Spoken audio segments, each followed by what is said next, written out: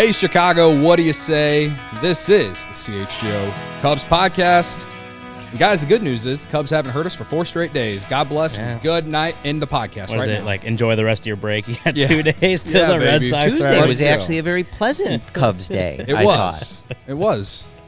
We haven't had a reason to get mad at the Chicago Cubs for 4 consecutive days. My favorite part of the streak so far is the friends we've made along the way. Cody _CHGO, Ryan _A Herrera. Not just on Twitter, it's everywhere else. On Threads. Big on Threads. Instagram. If you're not a Threads person, you should become a Threads person. Corey _Cubs. He's not on Threads. I am not on Threads. Maybe he will one day. My favorite part of the Threads era is the fact that the Cubs haven't lost a series during the Threads era. Very true. Facts. That is true. These are actual facts for you people. God bless. Guys. Cody. Justin Steele shined yesterday in the All-Star game, literally and figuratively, in my opinion. It was 1 inning, goes 1 inning, gives up a hit, gets a strikeout to end the inning. I mean, for us at least, that's the biggest story from the All-Star game. Sure. But overall, I was just happy to see him get some national attention. Happy to see him not give up runs, not be the reason the National League would have lost if they did, you know. What was you guys' take away from the All-Star game, I guess? I think the same as a lot of people have said. I know our guy Jared tweeted something to this effect, but you know, again, just like seeing him get his moment, right? Like, I think he's a guy who, despite leading the league in ERA, like, flies under the radar for most people. And even if you're familiar with how well he's doing, if you're not a Cubs fan, I don't think you necessarily appreciate the journey that he's been on to get here, you know, being in the minors for 7 years and dealing with injuries and all of that, to now hitting this All-Star break as the ERA leader. I think it was just cool for him to get that moment, have the broadcasters and everybody talking about him, even if it was just for an inning. But, you know, seeing him get to do the big walkout onto the field and all that, like, I'm just glad he got that moment. You know, plenty of people never get that moment, even when they have deserving seasons. To get that moment. Jake Herrera, 2015, I thought was a snub. Yeah. Right. So I just thought that was cool. I'm with you. I think one of the things, and you mentioned he's not a household name, obviously. He's not really in, like, the national consciousness. And I think the Cubs not being very good obviously has part to do with that. But, like, you know, it's also, you know, he's not – I don't know how often he's on Pitching Ninja, but I know he's not getting put on there for throwing 100-mile-per-hour. He threw 10 100-mile-per-hour pitches today. Like, he doesn't have that because that's not his game. He's not striking out a ton of people. Like, that's, you know, the things that go viral, right? The things that people like to watch clips of, the big strikeouts, the crazy, insane stuff. Like, he doesn't necessarily have that. But what he does have is the type of stuff that makes it easy for him to get out, soft contact, all that kind of stuff. And yeah, so again, I think just the way he pitches doesn't lend itself to, like, make him like a national star. But yeah, hearing, you know, the broadcasters talk about him having a clean inning, you know, strikeout. It was a Josh Jung? No, who was it? It was Jonah Heim. You know, strike him out, soft contact. Like, people getting to see that, because that was a very typical Justin Steele inning. Like, that's like him in a nutshell and 3 outs. People getting to see him pitch, getting to hear about him, you know, all that kind of stuff. I don't know whether this shoots him into the stratosphere or anything, but, like, now people that watch the All-Star game know who this guy is. They might look into him a little more, and he might become, you know, the kind of star that he's starting to deserve to become, right? Like, he's, you know, obviously still early on in his major league career, but this last year or so has been really, really good for him. This first half of the season has been great, and yeah, the upward trajectory, you could see it. And so when, you know, if he starts to get closer and closer to that, like, star level, I think, like, people nationally, fans, media, whoever it is, will start to really appreciate who he is as a pitcher. Absolutely. Haven't recognized the chat yet. Jack says Justin Steele had a pretty good birthday. Bo also had a pretty good birthday, right? Rachel says Cy Steele. She was actually texting me during the All-Star game last night, so she was actually staying up super late for this. So look at you. Shout out to the UK fans out there. Yeah, hit the like button if you're just joining us. Yeah, and I think I've made it pretty clear that I've said multiple times, like, I hope the Cubs send no one so the guys can just stay home and rest, right? But it's kind of like a joking fashion, but also like it's always cool when guys from the team that you support get to be like, especially guys like a Justin Steele making his first All-Star appearance, being able to get there and show the world or the country, whatever, that hey, I earned a spot here, and he didn't have a major impact in the game, but to me it doesn't matter. The fact that he got there, like considering the journey, like Corey said, had injury problems in the minor leagues, came up, star in the bullpen. Had some ups and downs as a starter beginning of last year and even at the end of 2021.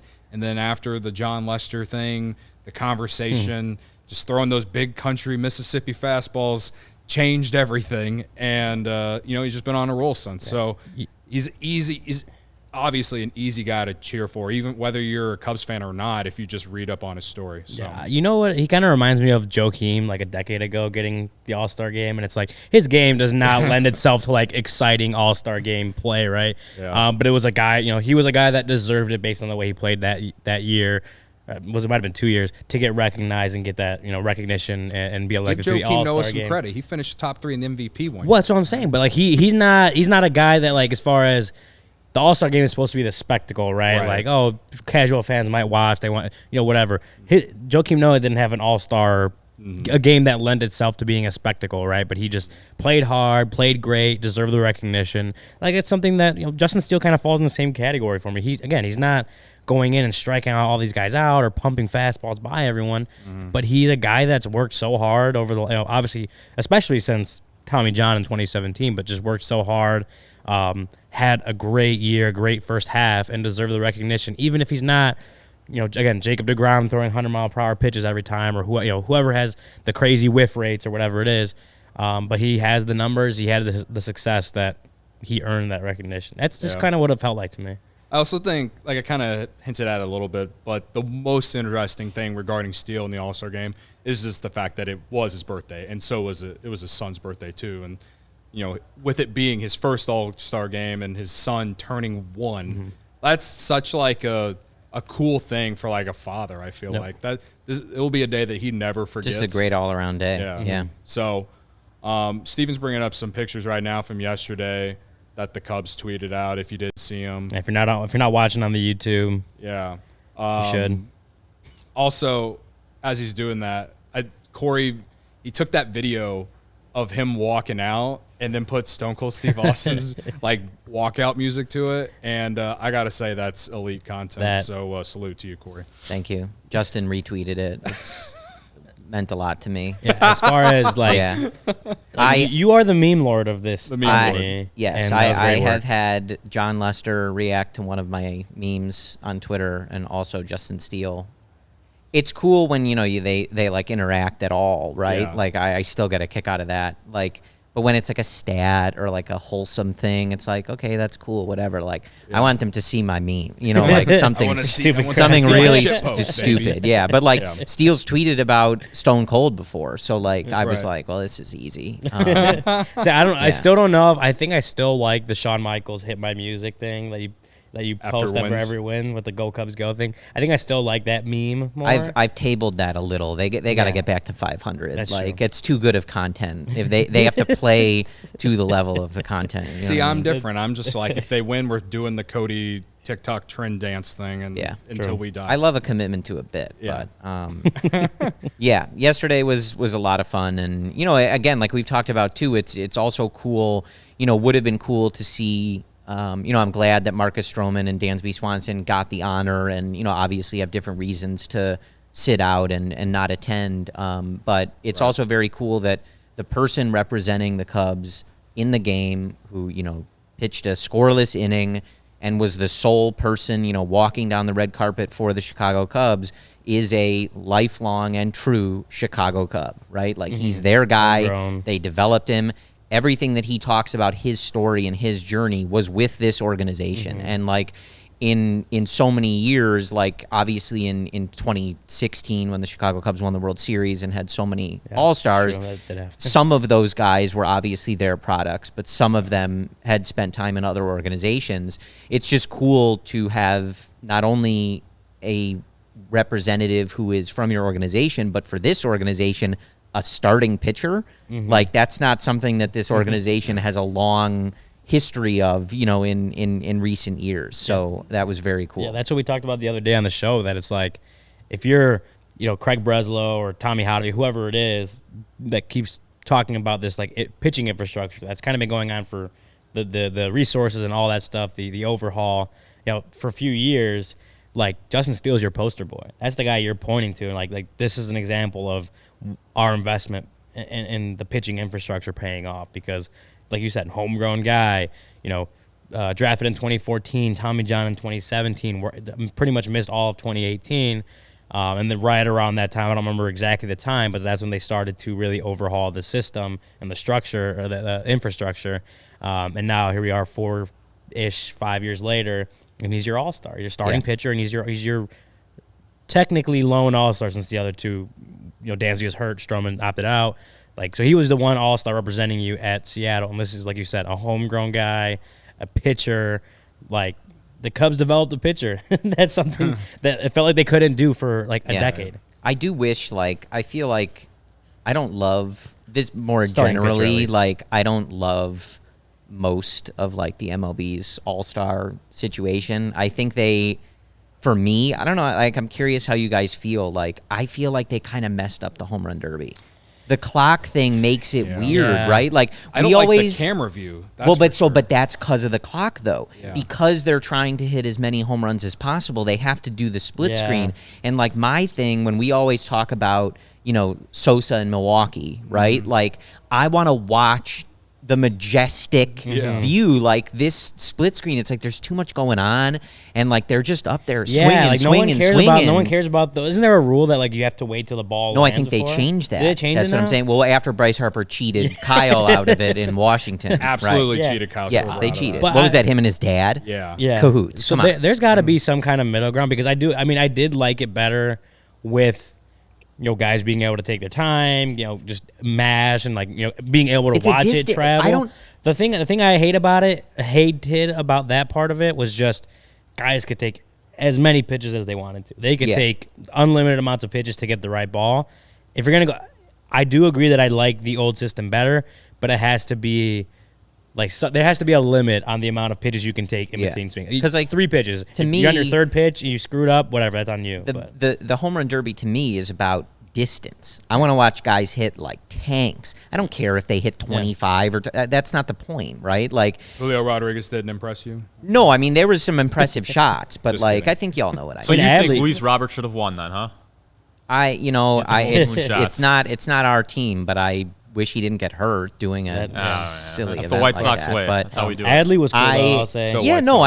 I still enjoy it, but I just feel like they've prioritized maybe the wrong thing. And the All-Star game on Tuesday too, the Justin Steele stuff on the red carpet is going on at 1:30 in the afternoon on a Tuesday. I just feel like they just get some of this stuff a little bit it goes a little back bit with the wrong. draft too. They do the draft on the They make the draft long, such man. a well, and right? the futures game is in the middle of what was that on That's Saturday? on Saturday, yeah. There's other games going on. I mean, I don't think they know exactly. Today or tomorrow would have been a perfect day to do the futures game or the draft or something like that. Yeah. You know what I mean? It's weird. Doesn't make any sense. How do you? I want them to go back to players wearing the team uniforms. I don't love the fact that NL has their own uniform now, AL has their own uniform now. It was even more fun when they did that. Didn't they have that where they had the uniform but the guys had their team hats on? Mm-hmm. I think that was a point. After because they used to just be the team's jersey and whatever. Yeah. And I'm I think Kawada actually said that in the chat that just that. For one, for me, that feels just kind of a money grab type situation where it's hey, we could sell more jerseys this way. Mm-hmm. I don't know. Yeah, Kawada has it right there. He said all players look alike. I think players wearing their own jerseys was really cool. I think that was a good part of the game. But even the NBA's changed that. that was a very cool part about All-Star games back in the day was when players still wore their own team's jerseys. I agree. There was a comment from Garrett Johnson that I found really funny, related to, we were talking about Steele and the Stone Cold music. He says, "Okay, hear me out. You exit it out. There it is.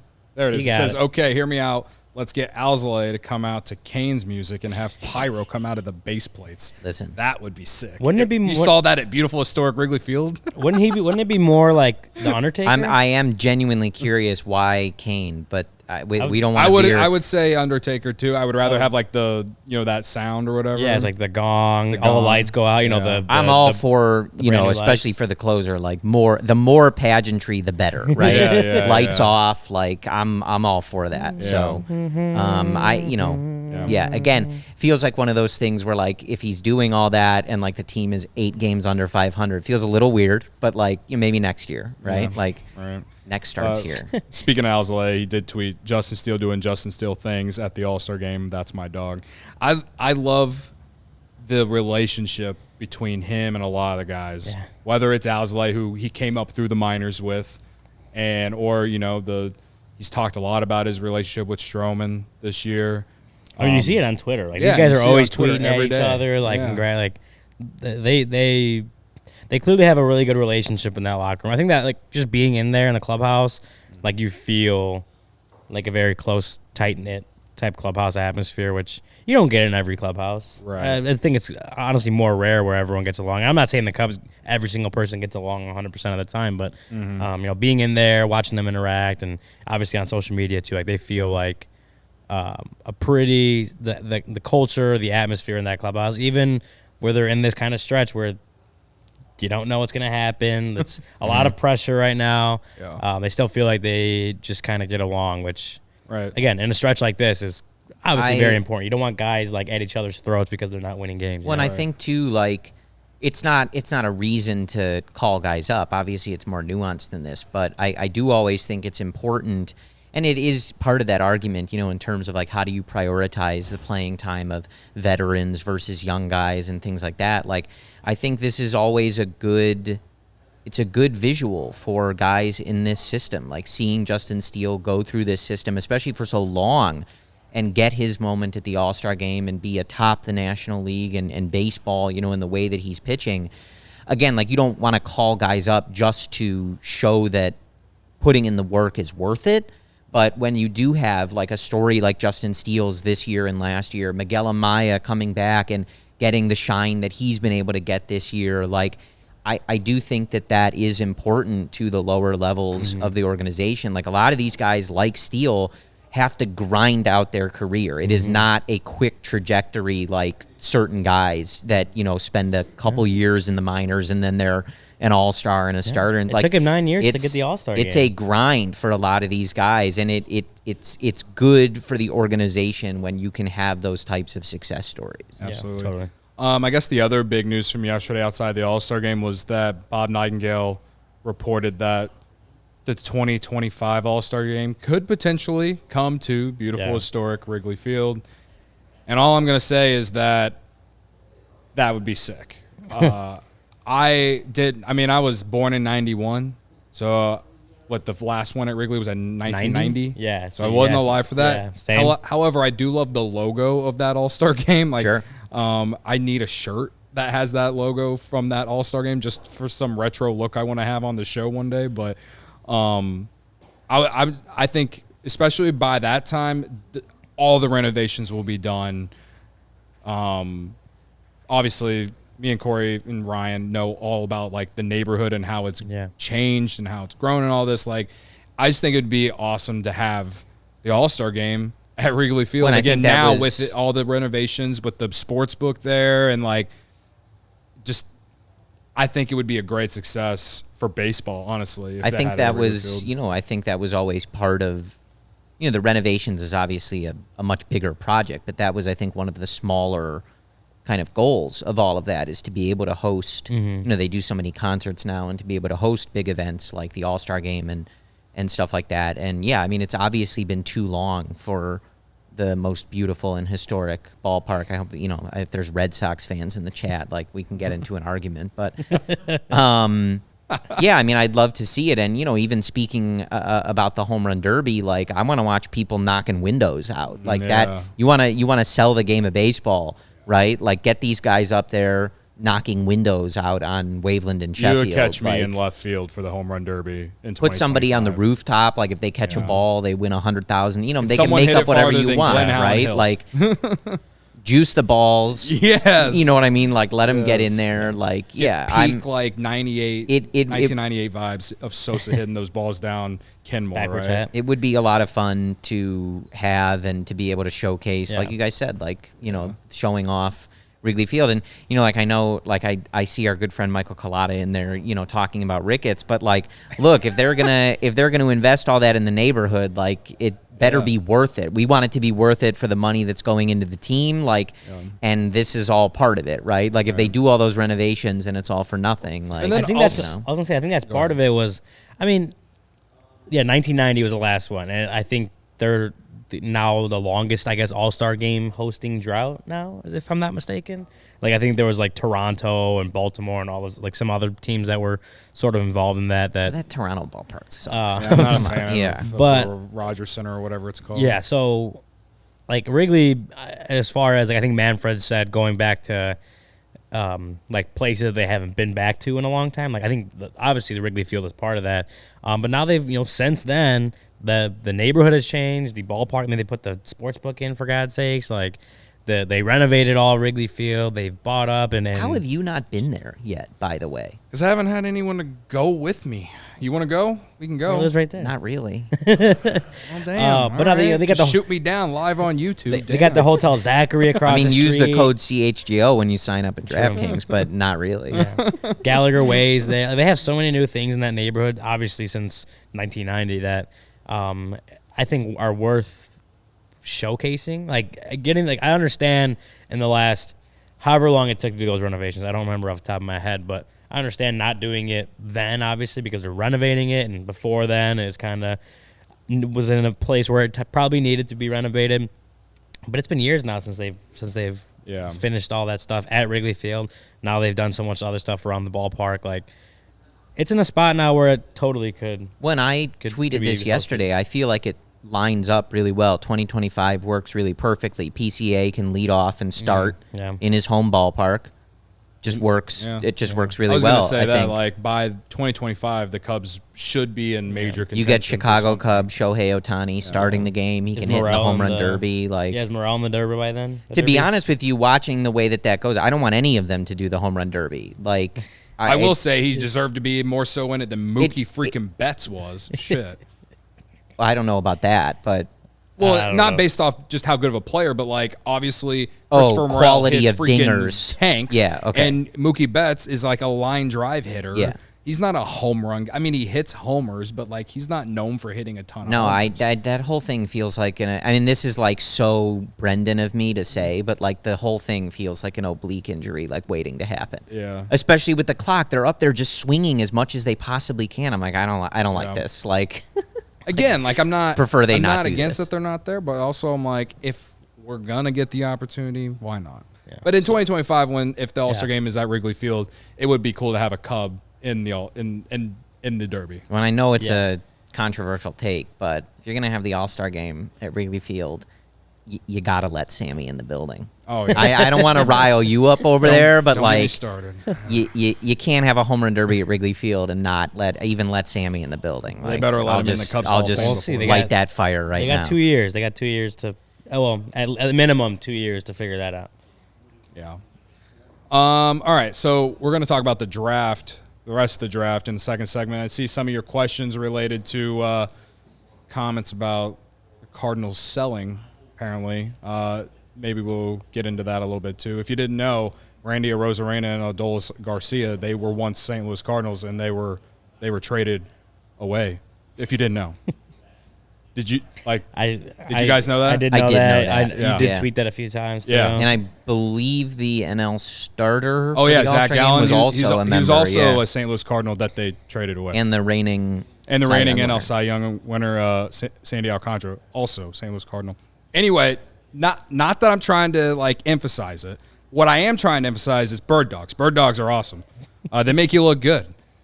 Their stretch khaki shorts are designed to fit slimmer through the thigh and the leg, giving you a truly sculpted look. Bird Dog's shorts do the exact same thing as Lululemon, but fit way better. They fit way better than the regular shorts that are made of a stiff, restricting cotton. Bird Dogs fixed this issue by inventing cloud knit fabric that looks just like khaki but stretches so you get a way slimmer fit without having to sacrifice movement. Bird Dogs uses anti-stink sweat wicking fabric. Wow, that's a doozy. Stink sweat wicking fabric that keeps you cool and dry all day long. So go to birddogs.com/CHGO or enter promo code CHGO for a free Yeti style tumbler with your order. That's birddogs.com/CHGO or promo code CHGO for a free Yeti style tumbler. You won't want to take your Bird Dogs off. We promise you. I can't wait to get mine. I got a pair. It's pretty comfortable. Yeah? I do like them. Oh, man. I do like them a lot. Just right, perfect. They're definitely like my size. vibe. Yeah. Yeah, I have a lot of like basketball shorts that go past my knees. These are a little above my knees and perfect size to, show off the Sun's beginnings. out, thighs out, baby. Show off the beginnings of some really strong legs right here. You can do that, or I mean, I know everyone kind of thinks I do need to go get some sun. I admit this. Bird Dog shorts will help you with that. Yeah, Bird Dogs will definitely force me to go outside and just sit in the sun. While you're sitting in the sun, what you should take with you? All my Goose Island. All your Goose Island, whatever you got, Goose Island. CHGO is supported by Goose Island Beer Company. It's Chicago's beer since 1988. You just take a look at their beer roster. They got the Goose IPA, which is the 6-time medal winner at the Great American Beer Fest. It's always in style, citrus aroma, bold hop finish. The Tropical Beer Hug, dry hopped Imperial IPA, 9.9% alcohol. That's dangerously easy to drink. The good old 312 wheat ale, full pocket pills. It's just everyday beer. It's what the brewers are drinking. Cody, you said your favorite. Is this still a Tropical Beer Hug? Yeah, it's up there. But like on a day like this weekend when I'm going to be at like beautiful historic Wrigley Field for Cubs Red Sox, I feel like I'm going to want like a lager, a light lager. So like the full pocket Pilsner would be a good one. But before going to beautiful historic Wrigley Field. Yeah. And you're still a 312 guy, right? I'm a 312 guy. Yeah, always. I do love a 312, but like we talked about, we got Goose Island throughout the office. Like you can just kind of have you taste test them if you want. It's great. So grab ultra fresh brewery exclusive beers at Goose Island's original brew house on Clybourne Avenue in Lincoln Park, or from their tap room on Fulton Street in Westtown. Goose Island Beer Company, Chicago's beer. All right. We got 20 likes. How many people watching, Steven? We got 57 right now. 57 watching, 20 likes. Make that make sense, folks. All right? Doesn't. Exactly. Never Thank will. you, Ryan. Hit the like button. Okay, so like we were kind of talking earlier about how like the timing of when they do the draft and like all the festivities for the All-Star game, like there's so much going on, but also like the timing is so bad. Anyone who actually had the time to sit and watch all 20 rounds of the MLB draft, like you had to have taken some time off of work, if your regular job, to do that. Yeah. So I think on our last show, we had Greg Zumak, Ivy Futures on Twitter on our show. We talked a lot about Matt Shaw and Jackson Wiggins mainly. Talked a little bit of the rest of the guys. I think we got up to 8 rounds that day. But, the draft is over now. And I think the biggest takeaway for me, at least, in like the final day, is they took a lot more pitching in the back half. They took at one point they took 5 consecutive pitchers, and we saw a lot of position players on like the first 10 picks. So I think it was a little bit more even this year in a way compared to last year where they legitimately took like almost all pitchers. Yeah, I don't remember exactly, but it was a ton of pitchers last year. Yeah, for the most part, like I think it was 17 of their draft picks this year were college players. Mm-hmm. Whether that was a couple of them were JUCO, and most of them were like SEC or Big Ten or whatever baseball. Like they really focused on college, which was a big difference, I think, from what that wasn't a huge. They still had a bunch of college players last year, but it was like how last year was very pitching focused, regardless of level. That was a trend. This trend this year kind of became college age, and I thought that was pretty interesting. Yeah. I guess, outside of Matt Shaw, one guy that I tried to find some sort of highlight of every player they drafted just so I could just get an eye on like who they are. I was really intrigued by 16th round pick Daniel Brown. Yeah. He hasn't been a pitcher very long, but he was touching 100 miles per hour, and he's a left-handed pitcher. So I don't know if they're going to try and turn him into a pitcher or not, but anytime you can get a guy in the 16th round that, throws gas like that, whether it's at Campbell University or wherever, listen, you put him in the pitch lab, see what happens. Maybe he can turn into a reliever for you down the road. No one wants to believe in these like bottom 10 guys, but listen, Hayden McGeary is in Double-A right now, mashing baseballs. And he was like a 15th. He was a 15th round pick last year. So, am I saying all these guys from 10 to 20 are going to turn into studs? No, I'm just saying that you got to find some guys out of those 10. At least one, you hope every year to be able to actually maybe show signs of becoming a contributor for the organization one day. When I think that, especially I'm far from a draft expert or a prospect expert. I never claimed to be, right? Me neither. I defer to. I talked myself into all 20 of them being Hall of Fame. But I think, players. especially with what we saw with Horton last year, that was a pick that kind of raised some eyebrows just because of his track record in college and experience and injuries and things like that. Yeah. But clearly, and I think this is probably going to be true with a lot of the pitchers that the Cubs draft, they're looking at the data and they're looking at the stuff, right? And they're thinking not so much on what kind of results did this guy get in the SEC or college or wherever. They're like, here's what his fastball can do, and here's what we think we can do with it, right? And so, you'll see some of the guys have bad numbers or they have bad command numbers, things like that. And that's something that the Cubs are going to have to show that they have an ability to address. I think command in particular is not something that I would associate the Chicago Cubs with being able to fix, right? They have a long way to go to changing that reputation. But I think clearly they're looking at a lot of these guys and saying, we like this fastball or we like how his breaking ball moves, and they have an idea of how they can mold that into a successful major league player. I think looking at the draft, obviously outside of Shaw, if we were talking like someone that intrigued me, just in reading like the way that people talked about him, people that watched him, people that know the draft, things like that. I think it was their 3rd round pick, Josh Rivera from Florida, the shortstop. Just seemed like a guy that a lot of people that follow the college game were like, this is a good pick from the Chicago Cubs. He's a really good defender at short, a really athletic guy, and the bat really came around in that last season for Florida. So shortstops are obviously just talented guys, and for someone to have the reputation that he's earned, and again, like deferring to the draft experts, they're not always right. I'm sure they're wrong plenty, right? But when they made that pick, there were a lot of people that kind of had that same reaction, like it's a sneaky good pick from the Cubs. And we've seen them load up on talented shortstop players. They have a ton of them in the system.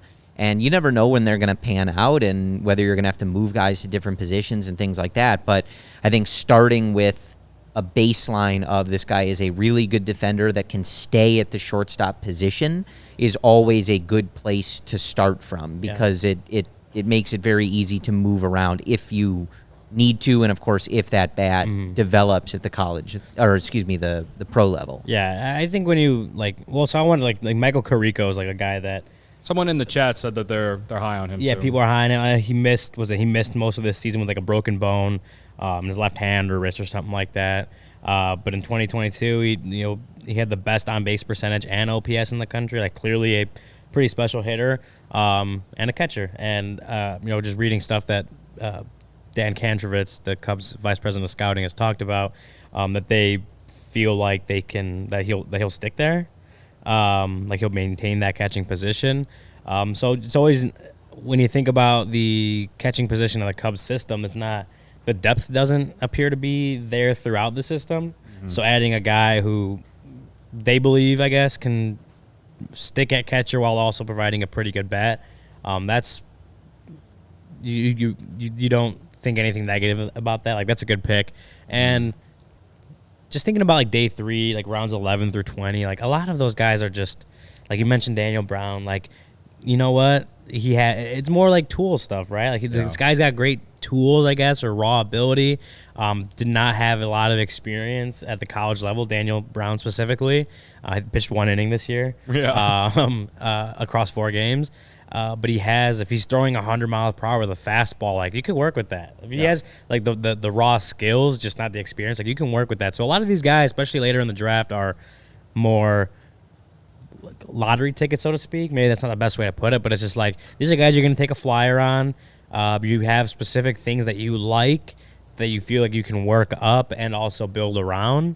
And so, yeah, a guy that throws 100 mile per hour, even if he doesn't have the experience, if he has that just in his bag, you can work with that and try to mold him into a, obviously, major league caliber pitcher. Like, that's the end goal for any prospect, is to become a major league caliber player. But yeah, it's so hard to judge these things, especially the 3rd round of the draft, 2 days or a day after the draft ends. Like, we have no idea where these guys are going to go. So, like, complaining about draft picks never made a whole lot of sense to me, especially when you consider that baseball is maybe the hardest sport to project where any high school or college player is going to end up.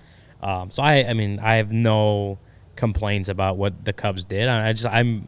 There are obviously going to be names, especially, like, you know, Josh Herrera, you mentioned, Michael Carrico, Matt Shaw, obviously first-round pick. Like, very interested to see just kind of what direction they go in, what they do when they reach pro ball, whenever they start playing, and just what their minor league career looks like. And if they make it to the majors, that's obviously a bonus, because there's obviously not everyone does, obviously. Yeah. When I think, like, in terms of how I view this, as someone who doesn't have a strong, you know, initial reaction, like, oh, they didn't take this guy, or they didn't take, which, if that's your jam, like, that's your jam, right? If you follow these guys in college or high school and you're really in on those scouting reports and stuff, like, I obviously appreciate that passion and really believing in certain guys. That's just not my thing, right? So I read about it, and if I see them in 5 years, great, right? Yeah. Like, but I think for me, in evaluating the Cubs, and I think Kantrovitz especially, as this is his field now for the last couple of years, like, I think it's all about results, right? And for so long, the biggest indictment of the Cubs development system was that they could not develop pitchers, right? And they're starting to do a better job of that. You're starting to see at least some of those guys contributing. One of them is the aforementioned, you know, in your rotation, and an all-star and leading the league in ERA. But that's how I would evaluate them. And sometimes this takes a long time, right? You know, Justin Steele is many, many drafts ago. But for me, looking at Kantrovitz right now, it's about, are they drafting guys and moving them through the system and getting contributions to the major league team in a timely manner, right? And it's not an exact science, but I bring up the lack of pitching development thing that was kind of their, you know, standard so many years ago, because that's how I would evaluate how they're drafting and developing players. Do they have glaring deficiencies in their drafting and development system that then they have to go and spend a bunch of money, and it's causing a bunch of problems for the organization, right? Like, other than that, and with this new group, we kind of have to give that a little more time. But that's how I kind of look at the draft. I don't have an immediate initial reaction. I can look at Shaw and say, cool, this looks great. He seems like a very talented athlete and kid. People really liked him. But I don't have like a strong, visceral reaction to, oh, they should have taken that guy. That guy was still on the board. It's more about, like, in a few years from now, are any of these guys from these past several drafts contributing to this team? Are they able to develop these raw arms that they're taking? Because it is a bold strategy for some of these. They're not taking a lot of pitchers that it's like, oh, yeah, they have a, under 1 ERA and they're striking out everybody that comes up. They're taking some guys that don't throw strikes. They just have good raw stuff. And so my way of evaluating them will be like, okay, well, can you prove that you can develop these guys? Because that's what your job is. And if we come a few years from now and they're not doing that, then it's like, well, yeah, this was not a very good strategy. And I think previously, one of the things that they would do is take guys that were like kind of under the radar and didn't throw very hard that one I might have maybe a more like strong reaction to, because it doesn't feel like you're going with where baseball is, right? But if they want to load up on a bunch of high velo guys and it's up to them to prove it, like, yeah, go ahead. Like it's all about if you see that development. Yeah, I think the biggest way, or the best example of like, just like the best way to say like just be patient is Cade Horton. Like when they took him last year, I saw a lot of people that did not freaking like out. That pick. Yeah, like and he's already a high A. Yeah, it obviously played a part, or part of. There was a factor in there that they wanted that helped them sign Jackson Ferris in the second round. But like people really did not like that Cade Horton pick. MLB Pipeline has him already as the 47th prospect on the top 100. Like he's a really good prospect. And again, there was a lot of people that did not like that pick. So I just keep pointing to that one as like, maybe put your trust in something. Like you don't know how this guy's going to turn out. Give him the time, see if he can do it. Put your faith or whatever in him, and if it doesn't work out, you know what? Like that's a large percentage of players. Don't work and out. like I've never, and again, like it's not to defer to the Cubs draft team and just kind of like blindly trusting them, but I think it's more of you're going to be able to look back at any draft, right, and see guys that teams passed over or that scouts missed or things like that, and you know, again, like if you're an organization that never gets this stuff right, obviously that is a problem. But like, you know, you're looking at the Cubs right now, they bought on Nico Hoerner, you know, and like sometimes there's a little bit of a thing about Stanford bats and stuff like that, just the way they play the game.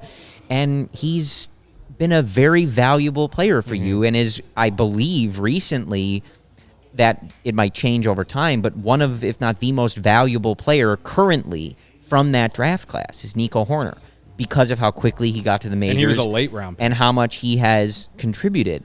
So it's not to just defer to them, but the Cade Horton thing in particular, it's like they made a risky, like that some people would call pick. It's on them to then show that they can do the work and develop it. But I guess it's more, you know, and Shane brings up Ed Howard. It's a good example, right? Like there were guys that were taken behind Ed Howard that we would love to have in this system, but those are also guys that a bunch of other teams passed over, right? And like that draft in particular, you're talking about COVID and the lack of scouting and things like that. It's not an excuse, but it's just drafts. It's a tricky game, right? If you're never graduating players and it always seems like these are just wasted picks, then yes, like we can freak out about it and go all over it. But I don't think that's where the Cubs are right now, you know? Yeah. So that's like the best point you can make is like, okay, I'm still someone who believes that Ed Howard can be a major league player one day and a valuable player. Whether it's for the Cubs or not, I don't know, because he plays middle infield and the Cubs are pretty set at middle infield, and he was hurt, freak injury, just now playing at South Bend. Like, will we ever see him in a Cubs uniform? I don't know. Maybe maybe he plays well enough they can trade him and get something valuable. I don't know. But the point that Corey made is if you do miss on certain guys, the next question is, are you hitting though on more guys than you miss, right? And yeah, we have to wait for years down the road to find out if they hit or miss a lot. I like to look back at the 2018 draft. I know Brennan Davis is, the injuries have really are the reason that he's been down. But if you look at the first 3-4 rounds, 5 rounds of that draft, you see some familiar names, guys that have a lot of potential, guys that have made an impact. I believe Nico Hoerner was the first round pick that year. First player to make the major leagues from that draft, right? They have had better drafts of recent, and the reason that honestly the 2021 trade deadline kind of came. What the big part that we've talked about a lot is their inability to develop pitching or just bring in other hitters through the organization to help supplement their roster. Right. And they had some bad drafts especially after 2015. Yeah. And that hurt them. So they're at a point now, in my opinion, or in my eyes, to where as long as they're churning out more hits than misses, sure. Well, Jordan Walker looks like he's going to be an all-star stud one day. And If yeah, he it would be, it'd be DHs, great. He's like the worst fielder in the league. Either way, so I don't know. If he about turns that. out, if he goes on to be an all-star caliber player, yes, taking Ed Howard will be a massive mistake. But how are the Cubs doing as a team though? That's something that we can yell and complain about some more over the next 4 to 5 a bunch of other teams passed on Walker too. Yeah. Like Yeah. that doesn't excuse it. I don't think the Cubs are great at this, right? Like I don't think the best. I don't think they are an elite organization at drafting and developing. I don't think that. But to me, I think when we look at the draft, a lot of people have too quick of an opinion on the selections immediately, right? And it's like you don't always just want to say, "Oh, be patient," but like I think with the draft, you kind of have to be. And I want to say this real quick. I think the other thing that we don't think about is we talk about like the previous drafts, right? Like right after 16, whatever. But this is Dan Canterbury's fourth draft as the scouting director, pretty much. Like, and one of those drafts was 2020. It was a weird draft. Obviously, Matt Mervis was an undrafted guy in that season, and like. I think we also, we still don't really truly know. We're not that far out of that lost COVID season. Like, we're still not that far from 2020 where, high schools didn't get to play, colleges didn't get to play, the minor leagues didn't have a season. Like, we're not that far away from that to a point where we can look at even guys drafted that year or the year after or whatever, just how much that missed year affected, for a lot of guys, pretty, important development time. I don't think we've really... We haven't gone far enough away to know what the effects of that is, and I think you ask people in the game, they kind of feel the same way. It's just that was such a weird season and a weird time that guys put in especially even the major leagues only had 60 games, right? Mm-hmm. So minor leaguers and down that didn't get to play baseball that season, that's a pretty big year of development that was gone by the wayside. And, they could do stuff on the side. They have the alt site in South Bend that helps. But, having that full year of specific game, action, development, experience, losing that, it may have actually had a pretty drastic effect on some guys. So I think that also plays into until we get further away from that lost 2020 season, we don't know for sure how much that affected some of these guys. And so guys that you're saying, why haven't the Cubs gotten any guys from 2020 draft up here yet?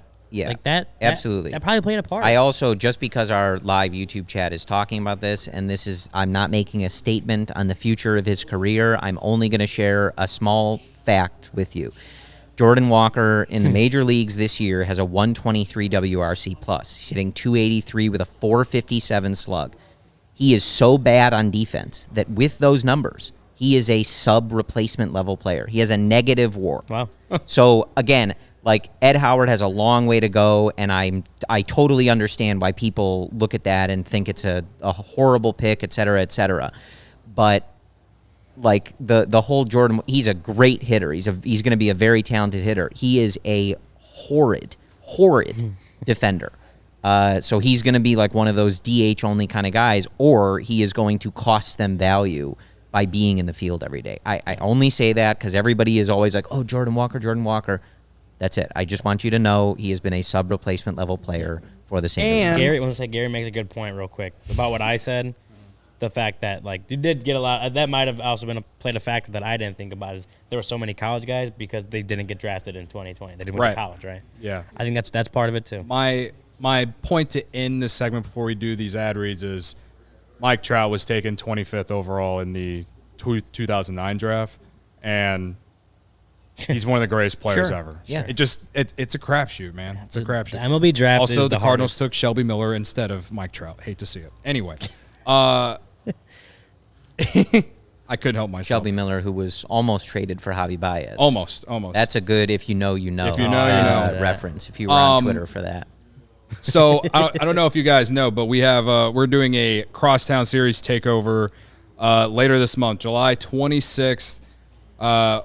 Us and all of the CHGO White Sox guys are going to be out at the Cell for Cubs Sox. Doing will be a pregame meetup at 4 o'clock at the Carrick Pub in Oak Forest, and then we'll be shuttled to Guaranteed Rate Field, or the Cell as I call it, and then we'll be all together in one section for the game. So basically, if you get a ticket you get a shirt, you get one of the new baseball tees that we just put out, and it includes your ticket to the game. So just come hang out with us. If you don't want to go to the cell because it sucks and it's not beautiful historic Wrigley Field, sorry, Steven. We'll also be at Wrigley Field for Cubs Sox August 16th. That's 7:05. We still haven't decided which bar we're going to be at. The pregame meetup will be at 5:30 though. The game will be at 7:05. We'll be sitting in section 425 on the right side. So and again, if you get your ticket, it includes the CHGO shirt, one of the new baseball tees, and yeah, should be a lot of fun. Can't wait. The brights will be light. They'll be bright. Did he say the brights will be? You said the brights will be light. Brights will be light. I don't know what I'm talking about. I can't talk. It's not a good time to be on a podcast. You can't turn into Luke Stuckmeyer overnight. You're doing a very I'm good job. I'm trying really hard here. You don't turn this was a mess into. up. It wasn't your lightest moment. Not my brightest moment. Not my lightest moment. There we go. But you know where the brights will be light, or you know how the brights will be light. Yeah. ComEd. Exactly. ComEd. See, that's what I was trying to do. That's what I was trying to do. The ComEd, Steven's dying back behind the camera right now. The ComEd Energy Efficiency Program is committed to helping families and businesses in the communities they serve, helping manage energy usage and lower energy bills now and into the future. That's right, Ryan. ComEd offers a wide variety of incentives on lighting and other efficiency upgrades to commercial, industrial, and public sector customers of all sizes across the territory. ComEd also offers free facility assessments that can help find energy-saving opportunities like for HVAC systems, commercial kitchen equipment, or industrial processes. So, Corey, I got to ask, just how does it work? Happy to tell you, Ryan. An authorized engineer will work with you to develop a detailed assessment plan specific to your goals and needs. These can be done in person or virtually and last approximately 2 hours. Within 3 to 4 weeks, customers will receive a report detailing energy efficiency projects that they can start working on immediately. Each recommendation will include estimated energy savings, project costs, potential incentives, and simple payback. If you own a business, don't wait. Get started saving money and energy today. For energy saving tips, lighting incentives, or to schedule your free facility assessment, go to comed.com/poweringbiz. Did you say comed.com/poweringbiz? Yes. Schedule it today. Supposed to do some kind of point thing for Luke, right? Yeah. Schedule it today. Schedule it today. That's what he does. Comed.com/poweringbiz. You guys know it by now. Want to take a second to thank our other sponsor, and that is Shady Rays. Take on the sun with gear built to last. Our friends at Shady Rays have you covered for the warm weather ahead with premium polarized shades at an affordable price. Shady Rays is an independent sunglasses company that offers a world-class product that's just as good as any expensive pair we've worn. Durable frames and extremely clear optics for outdoor adventures. It's been rainy in Chicago.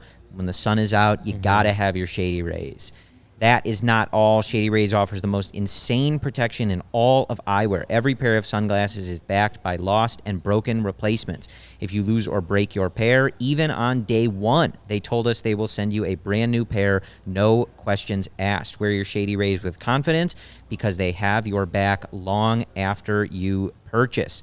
Together with their customers, Shady Rays is providing much-needed support to nonprofit partners across the U.S. through Shady Rays Impact. From building playsets for pediatric cancer patients to providing young adults with MS the outdoor adventure of a lifetime, Shady Rays is making an impact in your community and others like it now and for years to come. If you don't love your Shady Rays, exchange for a new pair or return them for free within 30 days. There's no risk when you shop. Their team always has your back. Exclusively for our listeners, Shady Rays is giving out their best deal of the season. Go to shadyrays.com and use code CHGO for 50% off 2 or more pairs of polarized sunglasses. Try for yourself the shades rated 5 stars by over 250,000 people. Again, shadyrays.com. That code is CHGO. Love it. I just noticed that I didn't put the entire ad read in Notion, so good on you to go find it. We're doing it live, folks. We're doing it live, That's and live, I'm still that's trying live to television. I'm still trying to get better at It's being not really Luke television. Stuckmeyer. We're on YouTube. Live. People can watch us on their TV. Whatever this is live. Yeah. You can watch us on It is whatever we're live, doing. not TV. It is but live, Barb. Did you want to talk about the Cubs trading for Nolan Arenado? Don't let me talk myself into it. Is that your second half prediction? No, I won't. I would not make a bet on it. So I kind of mentioned it earlier. Like a lot of people in the chat have been talking about, the comments that John Mozeliak said today about basically saying that they are selling. Which he did an interview, I think, on a local St. Louis radio station. Which it's not necessarily surprising. They're like 10, 11 or 10 games back. They're well under 500. They've been the biggest disappointment in baseball this year, in my personal opinion, and biased opinion. I guess that's basically the same. But biased and unbiased. Yeah, biased and unbiased, yes. Sure. You love to see it. Do I think the Cubs will be involved with the Cardinals in any kind of trades? All I know is if it actually does happen, that the Cardinals will somehow, some way be fleecing us one way or another, because that's the only way they make trades. So it might help us in the short term, but will it help us in the long term? I don't know. So I just don't think that the Cardinals are going to be trading potential future Hall of Famers to the Cubs. I don't think that'll be not going to happen. Yeah. So the Cubs front office notoriously, especially when Theo was there, but with Jed obviously too, has notoriously had a thing for Nolan Arenado. Yeah. Why they were not the ones to get him for free from Colorado, basically, I will never know. Still makes me mad. But yeah, they're not gonna do a deal. I also don't even think the Cardinals are going to trade Arenado or Goldschmidt. Right. I think they're more likely to trade some of their outfielders. Right. And I maybe think get some pitching. I think the quote from the interview was, "We're going to trade some people," which is really just an acknowledgement of where they are. And of course, it's relevant to the Cubs because they came in as really the prohibitive favorite in the division and with really high expectations, and have obviously had to pivot those discussions. They are sort of a similar vibe to like the Yankees in a way, not in the money that they necessarily spend, but like they don't ever really full on like punt a year, or they try their best not to. That's just how they've gone about things in St. Louis, for very much to our chagrin, obviously. Yeah. Wish they would. If you guys want to take like a decade off, it would be really great. I'll enjoy every moment of it. So, but it does have ramifications as we go forward. In the NL Central, we're looking at the Pirates and the Reds, and for as much as myself and a lot of people don't really want to accept that they might be good, they have a lot of young talent. They've stockpiled draft picks, and even in this past draft, they're adding even more talented players. So what the Cardinals decide to do does obviously have ramifications in this division. I would imagine it will be smaller moves and moving some of those smaller guys. Sure. Goldschmidt is on a deal until 2024. He's going to be 36 in a couple months. Maybe, he would obviously, with how good he is, be attractive to a team trying to win the World Series. Maybe they could get a lot for him. I don't know if they would do that. It just feels like a pretty strong, like, throw up our hands moment from St. Louis, which I feel like we don't see that often. But it'll be interesting, and certainly something to watch as it pertains to what the NL Central looks like come 2024. Yeah, it looks like Arenado's also locked in through 2027 because he declined the opt-out, or I guess he opted in, or however you phrase that. He did not hit free agency this last year. I'm kind of on the other side of the fence. I don't think they're going to send – I highly doubt they trade those guys. Arenado and Goldschmidt specifically, I think when you look at the Cardinals, and this is something that I think John Mozeliak said in London, pretty much saying that the Cardinals aren't allowed to rebuild, kind of thing. Just because I guess that's the expectation around there is that they don't go into full rebuilds. They don't. The Cardinal way, stuff, Ryan. Right, exactly. So I'm gonna throw up now after saying that. I guess knowing Cody Del Cardinal back, he's made his return. He's gonna storm off set. God, I hate them so much. Knowing that and knowing how the front office there operates, and I guess the ownership and the all that, I doubt they would trade away Arenado and Goldschmidt. Maybe if it was a contract year, a rental piece, that kind of thing, and they're out of it, maybe it makes a little more sense. But for their two kind of cornerstone players, I think they're pretty locked in. Yeah. Well, maybe they can trade some of their younger guys for a catcher that knows how to catch. But can game call better. I don't know. It is going to be interesting because I think they sort of find themselves not all too dissimilar a place from the Cubs, right? Where they're kind of looking at things and they don't want, for different reasons, but they don't want to do some big sell-off and things like that. But the position that they're in is sort of, kind of dictating that you may have to take some action. And, I think it's similar to the Cubs in the sense that we really don't know exactly what this is going to look like, right? We continue to have kind of the same discussion on maybe the Cubs do a little buying, maybe they do a little selling. What do they actually end up doing here? So it's, not the position that we wanted the Cubs to be in. I was hoping the Cubs would be competing with the Cardinals for like first place in the division. Yeah. Instead, we're having a conversation about who or what they're buying or selling at the deadline because they're at the bottom of the division. And we still don't even know if the Cubs are going to buy or sell. So right. It's the next few weeks, like we'll talk about a lot more tomorrow, are very pivotal. This 10-game homestand. I mean, I know that we keep, 15 days ago, I remember Corey saying these 13 games before the All-Star break are the biggest of the season. I mean, they were pretty big, and if the Cubs would have played better, we'd probably feel a lot better about the team right now. Even the games before that, when they had started that homestand with Pittsburgh, we were like, it's the biggest homestand of the year. I think now, considering where the team is at, this homestand coming up is huge. So we'll talk a lot more about the second half of the season tomorrow.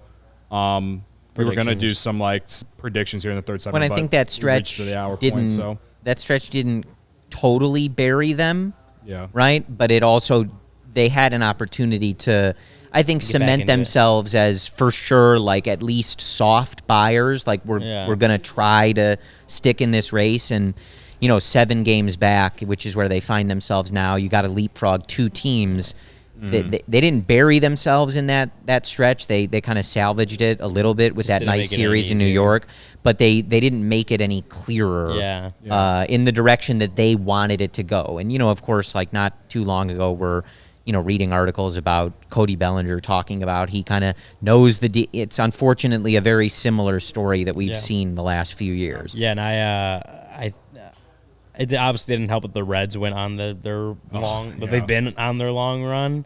Right. But I was gonna say the Cubs, had they done better, you mentioned soft buy, or it would have reminded me of what the Reds did in 2021. They didn't go all in. They just bought. They brought in a couple veteran relievers, try to help. I don't think they ended up making the playoffs that year or anything, so it didn't ultimately work out. But they didn't sell off and they didn't go full in.